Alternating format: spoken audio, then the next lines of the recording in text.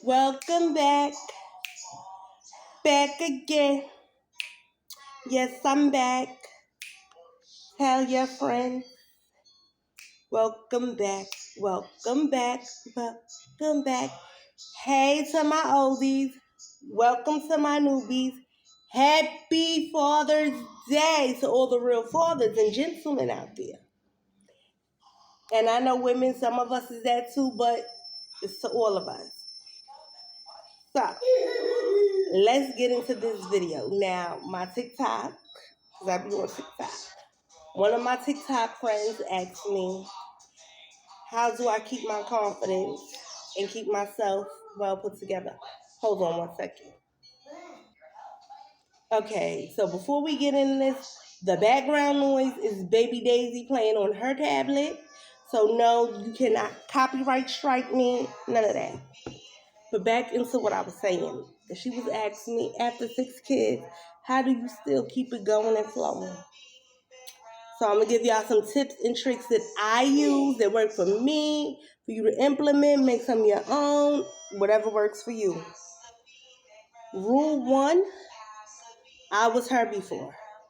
Lost myself, didn't want to do nothing. I was her. And I had to come to the realization that I am not good for nobody in my household if I'm not good for me. So I had to go backwards to when I didn't have any kids and I became selfish. See, the kids couldn't pour into me and my husband wasn't pouring into me, but they all needed something from me.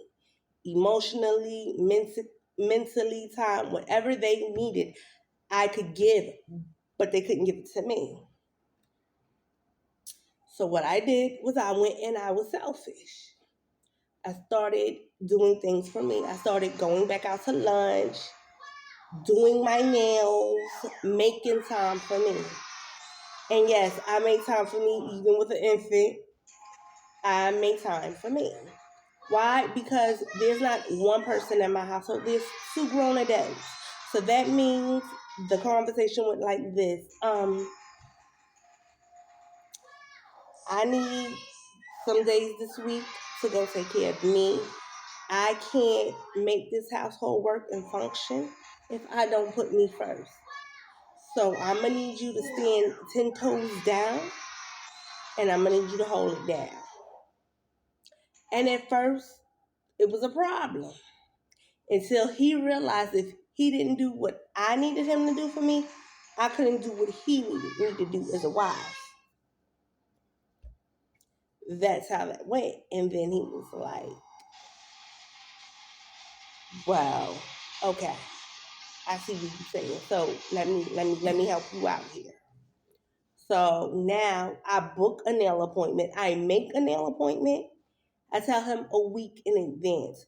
Why that week in advance? Give him time to maneuver his schedule and work it out so that the days I need in that week to focus and take care of me, I can have.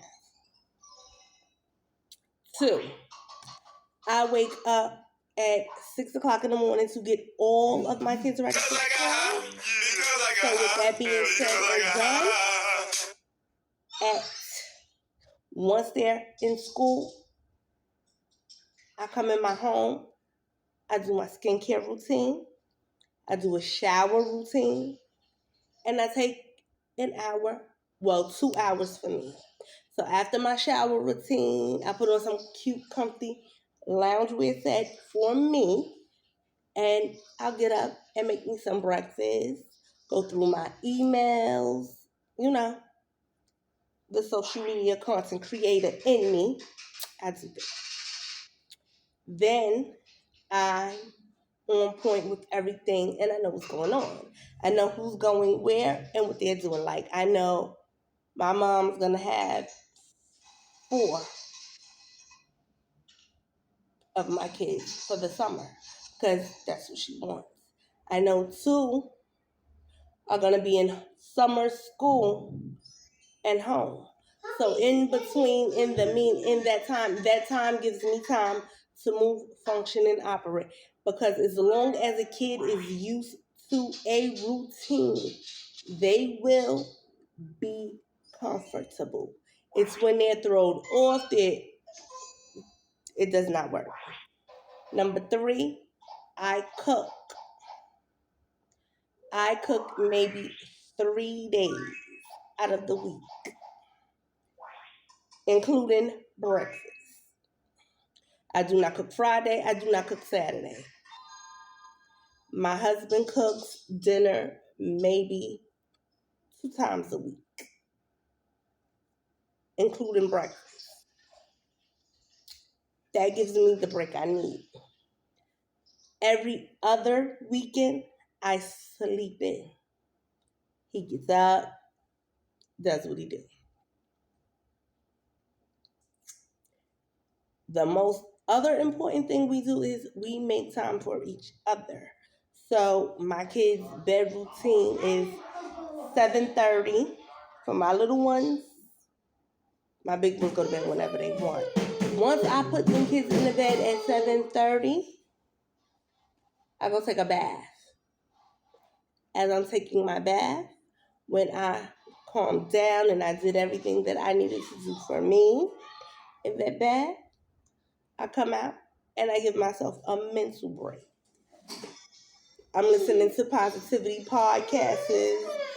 I'm watching my favorite YouTubers. I am just doing positive things. Yeah. By the time he come home, I give him an hour for himself.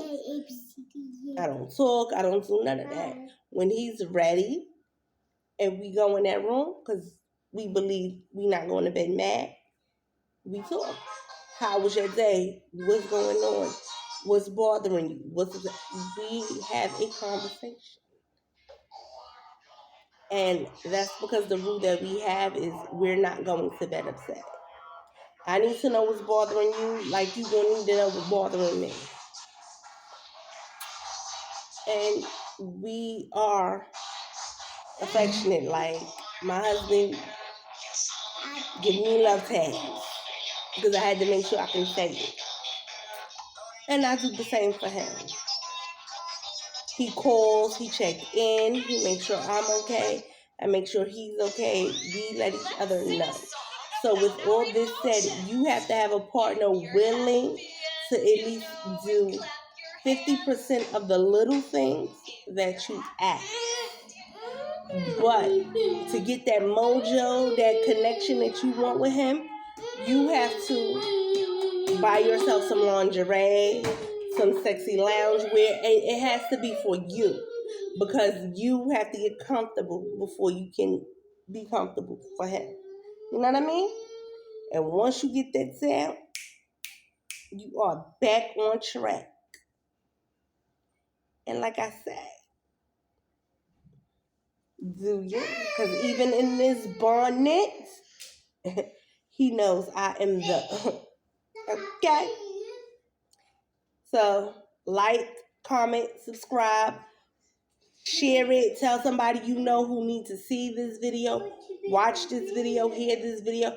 I am sorry, but my baby is home, and that was her tablet and her noise, and I am not editing it out. Until our next one, stay blessed, not stressed. And yes, I may look a hot mess, but my babies are graduating this week. Not 1, not 2, but 3. So, don't come for me because my clapback game is on point.